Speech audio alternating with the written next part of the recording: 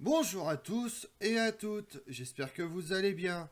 Aujourd'hui, on s'intéresse à la crise diplomatique européenne déclenchée par l'assassinat à Sarajevo de l'archiduc François-Ferdinand de Habsbourg, héritier des trônes austro-hongrois le 28 juin 1914, et la déclaration de guerre de l'Empire austro-hongrois à la Serbie, qu'elle tient responsable de l'assassinat.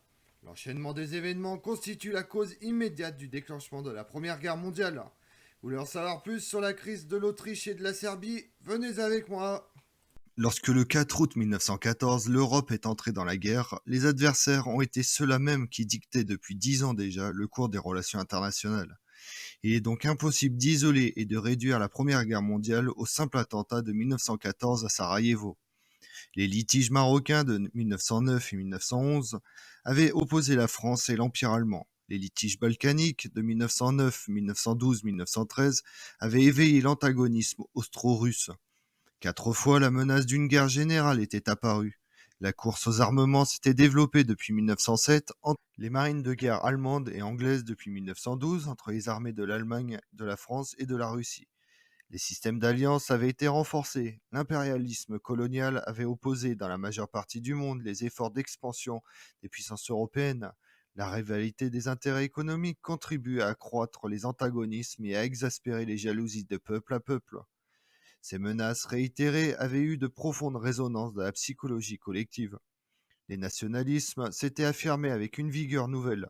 Les peuples s'étaient accoutumés à l'idée que la guerre était inévitable. Cet héritage de méfiance, de crainte, de rancune commande en grande partie la réaction des hommes d'État et des peuples en juillet 1914. Et pourtant, cette crise n'aurait-elle pas pu être réglée comme les précédentes par la diplomatie? Dans son principe, le litige balkanique de 1914 ressemble fort à celui de 1909, un conflit austro-serbe qui ouvre la perspective d'un conflit austro-russe où, par le jeu des alliances, l'Allemagne et la France risquent d'être impliquées. Pourquoi cette fois l'épreuve de force a-t-elle mené à la guerre mondiale? La crise entre l'Empire d'Autriche de François-Joseph de Habsbourg et la Serbie a pour origine l'assassinat à Sarajevo le 28 juin 1914 de l'archiduc héritier d'Autriche-Hongrie François-Ferdinand de Habsbourg.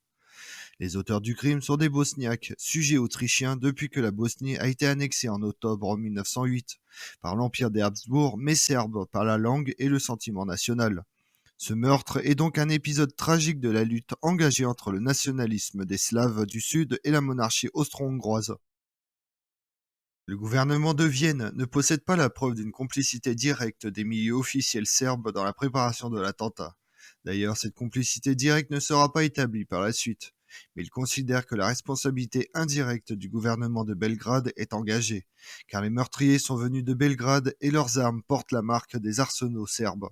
François-Joseph de Habsbourg décide le 4 juillet d'entreprendre une action énergique. La Serbie, support de la politique panslavique, doit être éliminé comme facteur politique des Balkans. Ce programme obtient le 6 juillet l'assentiment du Kaiser Guillaume II. Après quelques hésitations provoquées surtout par les objections de Tisza, président du Conseil de Hongrie, l'Empire austro-hongrois met au point le texte de l'ultimatum qu'il adresse le 23 juillet à la Serbie. Il exige que le gouvernement serbe réprime toute propagande dirigée contre l'Autriche-Hongrie, qu'il recherche et punisse les complices des meurtriers. Le point 6 de cette note stipule que des fonctionnaires austro-hongrois participeront en Serbie même à l'enquête relative au crime de Sarajevo. Au terme du délai de 48 heures, la réponse serbe accepte la majeure partie des exigences mais rejette le point 6, incompatible avec la situation d'un État indépendant. Elle suggère que l'affaire soit portée devant le tribunal international de La Haye. Aussitôt, l'Autriche-Hongrie rompt les relations diplomatiques et décide la mobilisation des corps d'armée qui doivent entrer en ligne contre la Serbie. Le jour même, le gouvernement russe du tsar Nicolas II décide: si l'Autriche-Hongrie engloutit la Serbie, nous lui ferons la guerre. C'est donc un conflit austro-russe qui s'annonce. L'état-major austro-hongrois s'attendait à une promenade de santé en Serbie, pays rural, pauvre et peuplé seulement de 5 millions d'habitants, soit 10 fois moins que l'Empire d'Autriche-Hongrie. Il va très vite déchanter face à la résistance opiniâtre des paysans soldats serbes. Quand tombe la déclaration de guerre, les Serbes en sont à leur troisième mobilisation en 3 ans, après les deux premières guerres balkaniques. Dans les semaines qui suivent sont mobilisés environ 400 000 hommes. Ils disposent d'un armement fourni par la France, leurs alliés, depuis une dizaine d'années. Mais beaucoup de soldats manquent de fusils et doivent se contenter d'armes improvisées. Le premier affrontement survient non loin de Belgrade entre le 16 et le 20 août 1914. Les Serbes se battent avec furie au point de repousser l'assaillant jusqu'à la frontière. À l'issue de la bataille, les Serbes comptent 2100 tués et 16 000 blessés. Les Austro-Hongrois, pas moins de 25 000 soldats hors de combat, dont 4 500 prisonniers. Humilié, l'Autriche-Hongrie relance l'offensive en septembre sur la rivière Drina. Faute d'obtenir une rupture décisive, les deux armées doivent s'enterrer dans les tranchées. En novembre, l'armée serbe marque une pause pour reprendre des forces et le 3 décembre 1914, elle lance une contre-offensive décisive. En 15 jours, les Austro-Hongrois sont chassés du pays au prix de 30 000 tués contre 20 000 pour la Serbie. La campagne de Serbie, lancée par les Austro-Hongrois dès les premiers jours de la Première Guerre mondiale, constitue les premières tentatives des puissances centrales pour s'emparer des territoires du Royaume de Serbie. Mettant aux prises des unités serbes et des unités austro-hongroises, la campagne de 1914 tourne rapidement à l'avantage des Serbes. À la fin de l'année 1914, le front se stabilise, les Serbes ayant repoussé les troupes de la double monarchie hors du royaume. De part et d'autre, les adversaires sont épuisés, entraînant la stabilisation du front sur la frontière d'avant-guerre. D'autant qu'une épidémie de typhus commence à sévir au sein des deux armées. La guerre de mouvement reprend qu'à la fin de l'année 1915. L'armée austro-hongroise déployée face à la Serbie est décimée. L'unité engagée dans les Balkans, la 5e armée nouvellement créée, ne compte que 81 000 hommes.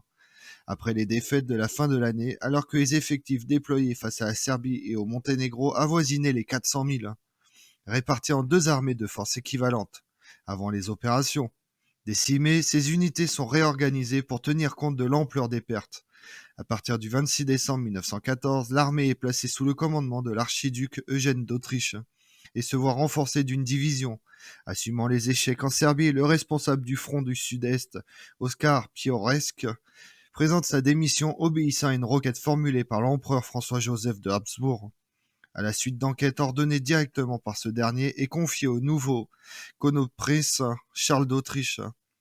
En effet, les premières opérations face à la Serbie ont démontré le caractère brouillon du commandement austro-hongrois, multipliant les ordres et les contre-ordres et ne coordonnant pas les mouvements des unités déployées sur le terrain. L'armée serbe, en dépit de ses succès, enregistre la perte de plus de 132 000 hommes, blessés, tués ou prisonniers. Ces victoires n'ont cependant été possibles qu'en raison de la poussée russe en Galicie, retenant loin du front du Danube la majeure partie des effectifs austro-hongrois. Et pendant ce temps-là, dans le monde, le 31 juillet 1914, suite aux avancées allemandes et contre l'avis du gouvernement belge, le roi Albert Ier décrète la mobilisation générale de son armée. L'Espagne proclame sa neutralité dans la guerre. Le 2 août, un traité secret d'alliance entre l'Empire ottoman et l'Empire allemand contre la Russie. L'Allemagne décide de protéger l'Empire ottoman contre la promesse de l'intervention ottomane à ses côtés dans la guerre. Le Canada décide d'entrer dans la Première Guerre mondiale aux côtés de l'Angleterre et de la France. Le 4 août 1914, les États-Unis proclament leur neutralité dans le conflit européen. Le 5 août, les troupes françaises du Congo attaquent et occupent Bonga et Zinga, cédées à l'Allemagne en 1911. C'est le début de la campagne de Cameroun. Fin 18 février 1916, Britanniques, Français et Belges encerclent le territoire allemand et installent un blocus maritime. Le 23 août 1914, l'Empire du Japon décide de déclarer la guerre à l'Empire allemand. Comme on l'a vu, le 28 juillet 1914, l'Autriche-Hongrie déclare officiellement la guerre au Royaume de Serbie, ce qui, par le jeu des alliances, va plonger toute l'Europe dans la Première Guerre mondiale. Soutenu par le Reich allemand du Kaiser Guillaume II, l'Autriche-Hongrie se trouve rapidement sous une tutelle allemande de plus en plus forte au fil de la guerre, privant la double monarchie de toute possibilité de sortir du conflit sans l'aval du Reich. Je vous remercie d'avoir suivi cette vidéo en ma compagnie. Si vous voulez connaître mes autres vidéos, retrouvez-moi sur ma chaîne YouTube Tout sur l'Histoire avec Damien, mais également sur les réseaux sociaux, Twitter et Instagram, Histoire Damien. Et pensez à liker, commenter et vous abonner. Je vous remercie à tous.